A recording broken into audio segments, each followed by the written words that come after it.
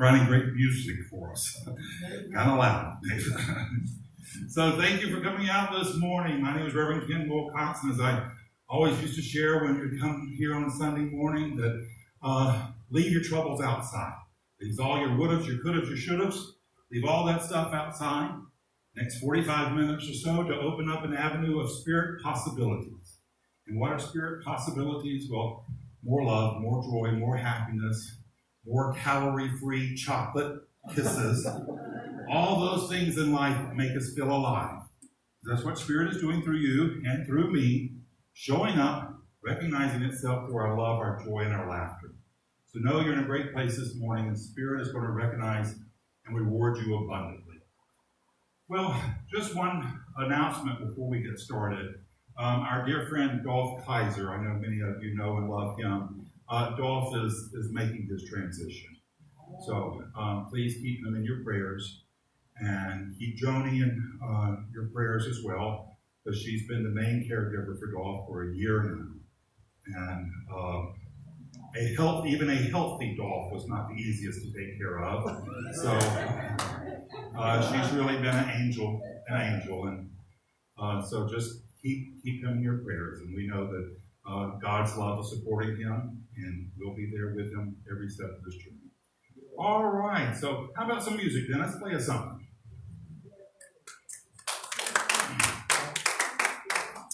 All right, so we're going to get super romantic today, guys. Happy Valentine's Day. It's Valentine's Day.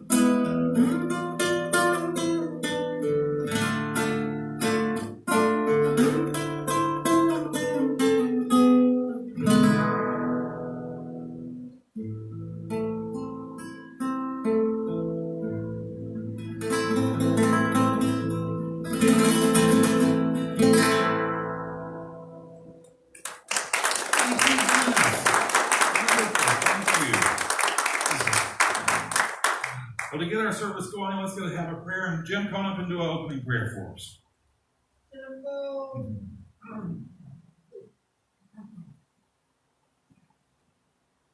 Good morning. Happy Valentine's Day. Good morning. It's so nice to see people here inside. One of my really beautiful teachers that I've learned a lot from is Brene Brown. She's a scientific researcher, and she mainly studies guilt and shame.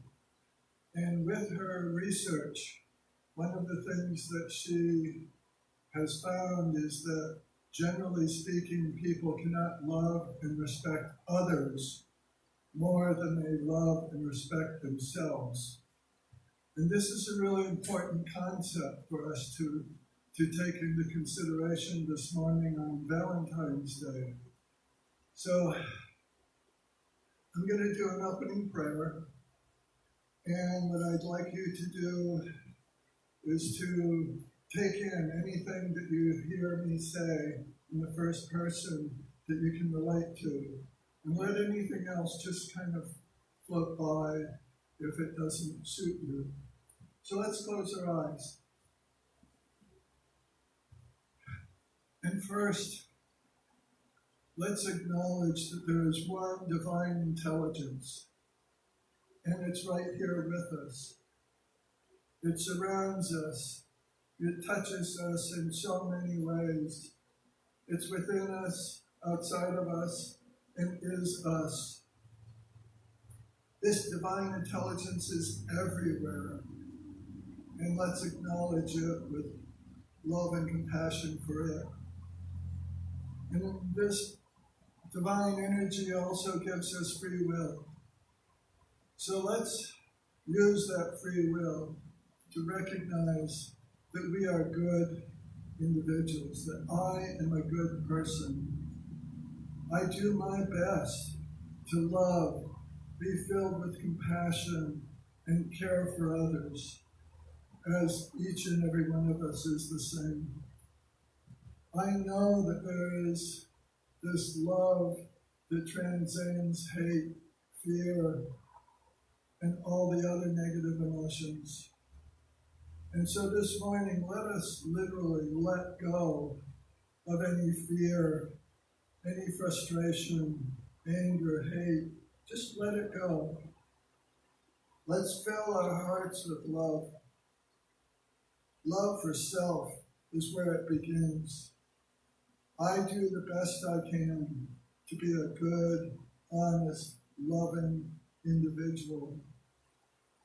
And because of that, I can love and respect myself.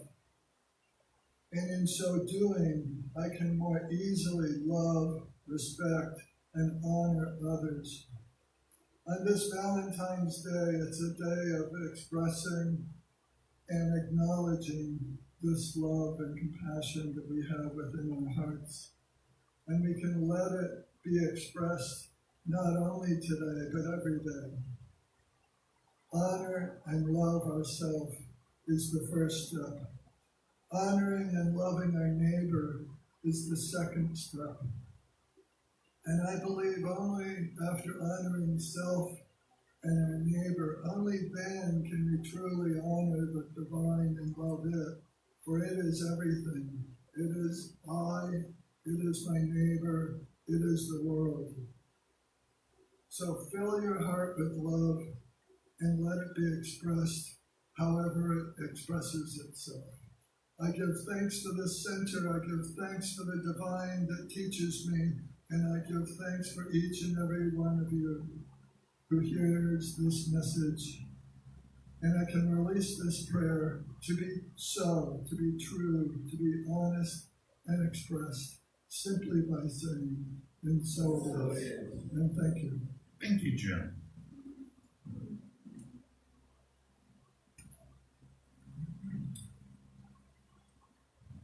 So my talk title today is The Power of Love. With Valentine's Day, it's a good day to talk about love. And the truth of the matter is that really I should celebrate Valentine's Day as my birthday. You know, I was born on a day of national celebration of Bastille Day. France celebrates its freedom, July 14th. You can start getting your presents ready, by the way. No, too soon. But Valentine's Day, that should be my birthday. That really should be my birthday, because Valentine's Day is when I came alive. And 45 years ago, now you can do the math and realize that I was not a young, I was in some age when I came alive, about 16 or so, when this Valentine's Day came along and rescued me, brought me to life. Almost I had been raised in that fundamentalist Christianity, and they talked about, a rebirth. It was almost that. And until that time, I had been alive, but not really alive. In Jewish thought, there's a place, they don't really have a hell. They talk about, I think it's called Sheol. It's a place of not really dead, not really alive. And that's where I was.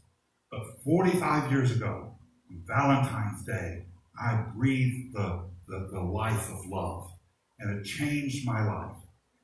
Now, Dr. Holmes, our founder of our teaching, he says that the whole universe, the entire universe, is based on two principles: love and law. Love and law. Love is the impulse. That's why God created the universe. And law is the principle. Law is the way it works. Love is the reason we're here. We're here for love. And there's a miracle of love. There really is. The more you express love, the more you will receive. Now, there's a little bit of fine print on that contract. It's kind of like dealing with the IRS. The fine print on that is that the love you give, the love you receive, may not be the love that you have in mind. It may not be the love that you really hope and dream for. You know, when I first started going to the ministry, I did Wednesday evening services. And at the end of the Wednesday evening service, we'd have an open prayer call for anybody who would want to, anything for prayer. And for weeks and weeks on end, months actually, I had this little lab assistant from Emory. And every week, she would put in her request that she wanted to attract a 6'2", blonde-haired, blue-eyed man. 6'2", blonde-haired, blue-eyed. This went on for months. Finally, one of the little old ladies in the back who had gotten tired of hearing about it, finally she spoke up. And she told her, she says, "Honey, get you a short, ugly man. They'll work a lot harder to keep you happy." Now, I don't know if she took this advice or not, but there's some truth to that. You know, even, what's her name, Meghan Markle, got Prince Harry. I can guarantee you, there has been at least one morning this past year, 365 days, she's come down from waking up, come down to the kitchen, found him in the kitchen at the refrigerator, in his BVDs, scratching, making accompanying sounds, drinking orange juice out of the container, and she thought to herself, I should have just had a hot weekend in London and left it at that. That's the way love is. Now, romance is wonderful. There's nothing wrong with romance. And it's a wonderful thing, and it takes work to keep it fresh, or pharmaceuticals, but it takes effort. I'm more inclined to think like Judge Judy. Judge Judy says, you want fireworks? Go down to the 4th of July parade. That's where you get fireworks. Kennedy, my teacher, he had a similar kind of comment. He had a talk he gave, and the talk was entitled, "In Defense of Sensible Underwear." And the idea was that we have close to ourselves, we want to make sure it's comfortable. It's easy to wear. So this is how we should seek love. Now, we are called to be lovers of the world. And when we are, it will flow back to us. It cannot help but do so. And it will flow back to us multiplied. This is law. This is principle. The universe only works this way. It may not come back in the way that you think, but it will come back in a way that will awe you. leave you awed, leave you breathless. Now, when I was growing up in the 60s, there were two very powerful women in the world who were determined to stamp out the idea of love. One was Chairman Mao's wife. I went to look up her name, but I didn't. Probably wouldn't have been able to pronounce it if I did. But she led the Cultural Revolution in China during the 60s. If you want to read A Fearful Time, go look up the Cultural Revolution. And she was determined to stamp out any idea of love. The only love you should have was love towards the state, love towards the Mao. The other person, powerful woman, wanting to stamp it out, was my mother. My mother. My mother had no time for anything as foolish as love. She believed human relations were transactional. You gave what you got. And you had to be smart because the world was always willing to cheat you out of what you gave. So I grew up really thinking that love was just a fairy tale. Life was pretty harsh and cruel.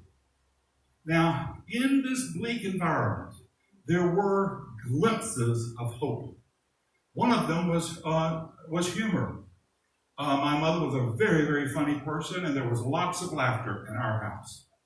And another was that there were people in my life that showed me attention and kindness, little small acts of kindness. And I clung onto them like a shipwrecked survivor would cling onto a life raft.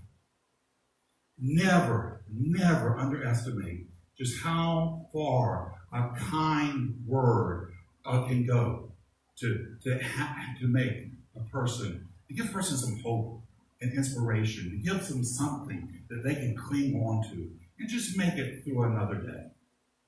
Now, as I said, something really amazing happened 45 years ago on Valentine's Day. And that amazing thing was that my niece was born. My sister was pregnant. I really had not given that too much attention. I was a teenage guy. I don't really have much memories of it at all. But I very clearly remember first seeing my niece in the incubator. And it looked like to me they had her on a slant. It looked like she was trying to crawl up the slant. And from the moment I saw her, I fell in love with her. I fell in love with her, and I knew we would be best of friends. I knew it. And we have been that for all these years. Very best of friends. The other thing that did was, and I hadn't even thought of that until just yesterday when I was writing this talk, the other thing that it did is it freed me from a vicious game that our family played. And that game was tear each other apart. And that's where the humor came from. That's where the whole game was, let's make fun of one another and let's do it as lean as we can. But from that moment I saw her, I made the determination she would never be a victim of that game. And I was not going to let any of them even think about it in my presence. And you know what?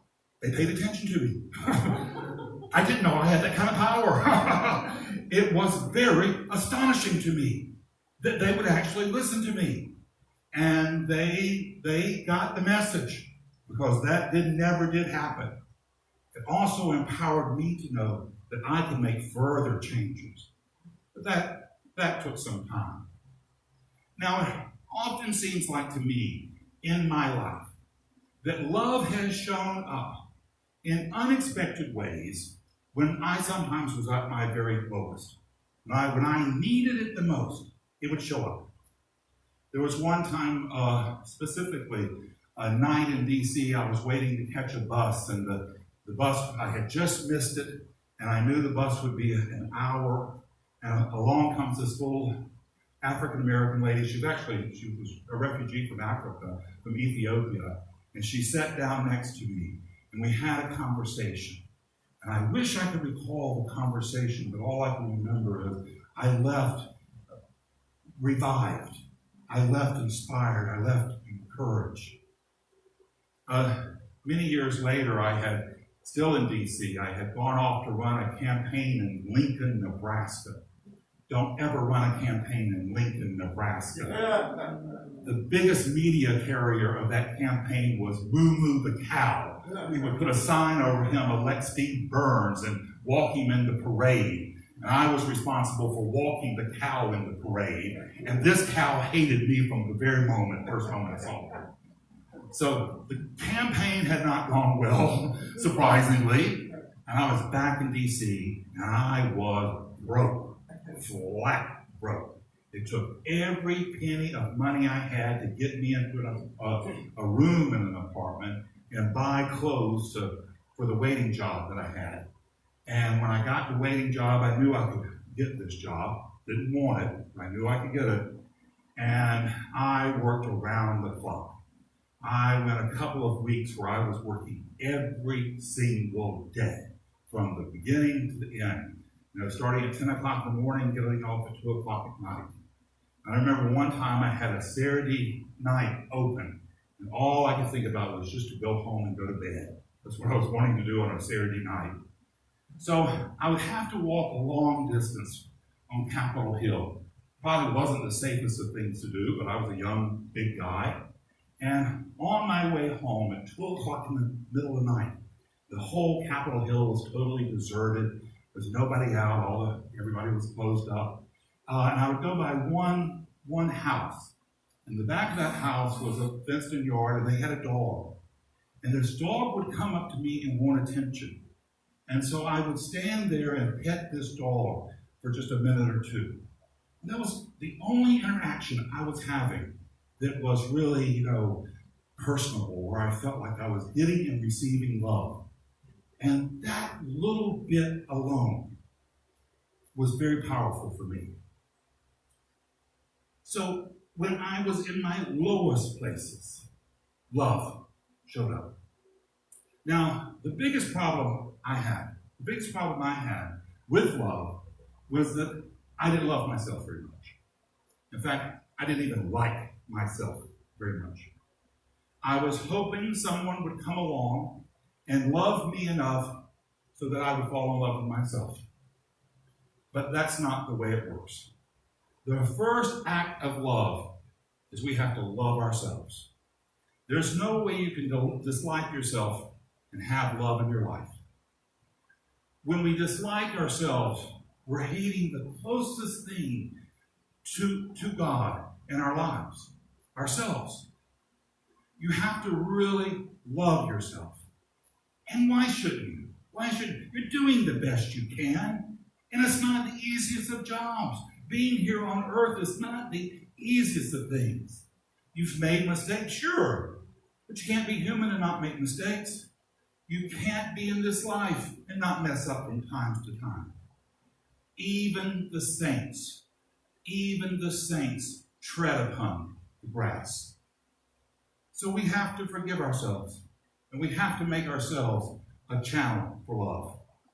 And when you do, you make yourself a channel for love, you will be amazed how it will flow into your lives.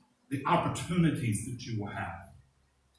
This past week, we had the pest company come out to the house. Now, the company that we use is a two-man shop, a dad and his son. Normally, the son comes out. And I've been seeing this guy for now 8 years. Every month, 15 minutes a month. And over the years, I've gotten to know him. I've gone with him from dating to engagement to marriage and wedding to buying a new house. And it's remarkable to me how close a relationship we've developed. 15 minutes a month. So this time, he didn't make it out. It's for the termite. His dad came out. So I'm there as his dad's going around checking the house, working on my computer. As the dad comes through, I had an idea. You need to tell him what a great job he's done with this guy. He needs to know that he's raised a man that I'm glad to see come in my house.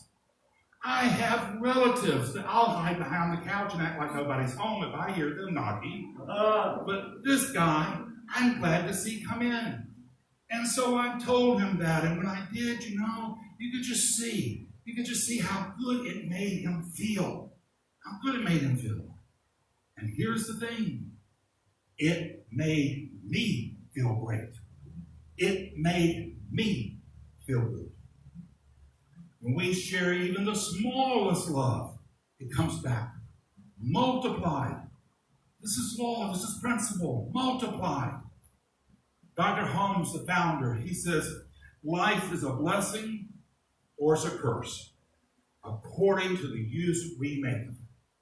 He said, some suffer, some are happy, some unhappy, according to the way they contact life. He says, no one judges us but ourselves. No one gives to us but ourselves. No one robs us but ourselves. Here's the big key. This is probably the most powerful thing he ever wrote. He said, we need not fear either God or the devil. There is no devil, and God is love. God is love. He didn't say God is loving. He said God is love. The act and the emotion of love. And so when we are loving, we're channels for the Most High. We're channels of love. Now, I'll share with you today that as I was mentioning, the two most important people in my life, my mom and my spiritual teacher, Kennedy Schultz, didn't have faith in love. I told you about my mom, but I'll also tell you a little bit about Kennedy Schultz, who I had such admiration for. And I drank in his wisdom as much as I could. But unfortunately, he was about as lovable as a cactus. He was personable on stage, but once he got off that stage, he radiated an aura of stay away from me. And most people had the good sense too. Now, like my mom, he was a tell it like it is sort of person. They both had pride in that fact. They were a tell it like it is, no matter how much it hurt the person hearing it. They had complete faith that what they were saying was true, was the truth, and that you needed to hear it no matter how much it might pain, the pain it might cost. He was brutal to many of his students. Both of them, though, had keen intelligence and sharp observations, and people actually sought them out for both of those things. Now, at the end of his journey, the end of his life, on his deathbed, he called many of his students to come because he wanted to apologize to them. And he told them, he said, I've made a big mistake. He said, if I could do it all over again, if I could do my ministry over again, he said, I would base it totally on love. This is the only thing that's important. He says, and I'm sorry that I didn't do that. My mother was very similar. On her deathbed, she had all her children and siblings surrounding her. The only thing that she could say over and over, she could not say it enough. She said, I want you to know I love you. And she couldn't say it enough. So here today, what I'm telling you on this Valentine's Day, a day that rebirthed me to love, a day that made me drink the air of life, to know that I am loved and important, and that I can do good. I want to share with you, don't wait. Don't wait until you leave this life to let those people who you love know it. And you make certain that they know it without an ounce of doubt. Don't you allow them 1 ounce of hesitation in knowing how important they are in your life. When we share love, we raise the vibration of life. We empower ourselves, and we become the goodness and power of God. We become the love and glory of God. And there is no darkness that can hold us back. We don't have to be afraid of man or condition. We can walk above it. We can walk beyond it. We can know that no matter how hard the storm blows, that we can walk on through the storm and we'll be empowered for it. I'm going to tell you something, my friends. People in your life, they're looking to you. We're in a troubled time right now. There's fear, there's distrust, there's turmoil in the world. And people are looking for you for an example, for a life, for inspiration, and for courage. You don't maybe not know it, but if you're listening to me this morning, if you're here in this building, you are a worker of light. You have come to do something good, to do something powerful, to do something bold and courageous. God has faith in you. Spirit knows that you're able to do it. Now's the time for us to step up. Now's the time for us to walk in the light. Now's the time for us to walk in love. Let the storm blow. We're above it all, and we're going to be beyond it all. God has called us to do it. It's the truth in your life this morning. It's the truth in mine, and so it is. Thank you. Very much. All right, Dennis, get up here and play something for us.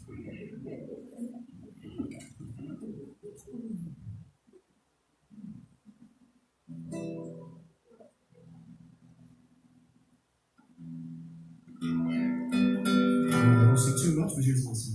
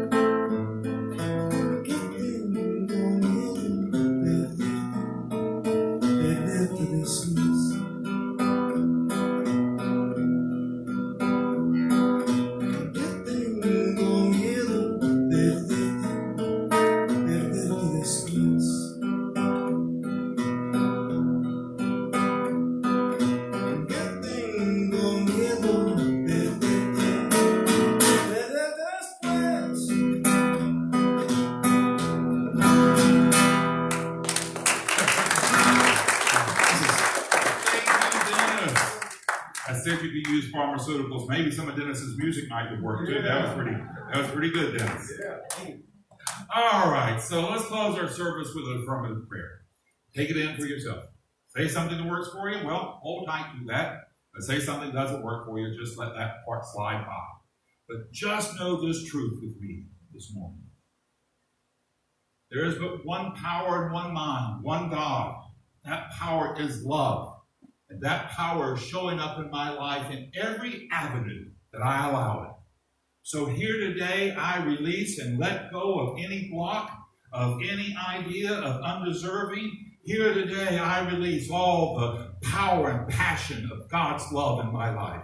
Here today, I know that I've come to life to be loved, to give it and to share it. And I know that I am here so that God can awe me with how much it loves me. So I leave this place inspired. I leave this place encouraged. I leave this place knowing that I don't need to be afraid of any condition. of any worry, of any turmoil. Spirit is with me, forever lighting the path before my feet, urging me on, lifting my eyes to a greater knowing for myself. I have come to life so I can live boldly and dynamically, so I can love greatly. There is nothing too hard for God, and there is nothing too good for me. Spirit has called me by name from stardust so that I could tread the soil of St. Augustine. I am not alone. I am not weak, and I am not wounded. I am the beloved of God, here to proclaim the goodness and love and joy and compassion of Spirit here, now, in this moment, through me, as me, and for me. It's my truth this morning. I celebrate this wonderful right knowing, and I release this prayer into the mind of God to do its good and perfect, bold and dynamic work, returning to me multiplied abundantly. And together we say, and so it is. All right, know this final thought with me. Your life is not a problem to be solved, it's a miracle unfolding. Your job this week is to name your miracle, to proclaim your miracle, and to make it your own. God bless us all. Let us go be that miracle God has called us to be. Until we get to see each other again, this is Reverend Ken. Many blessings.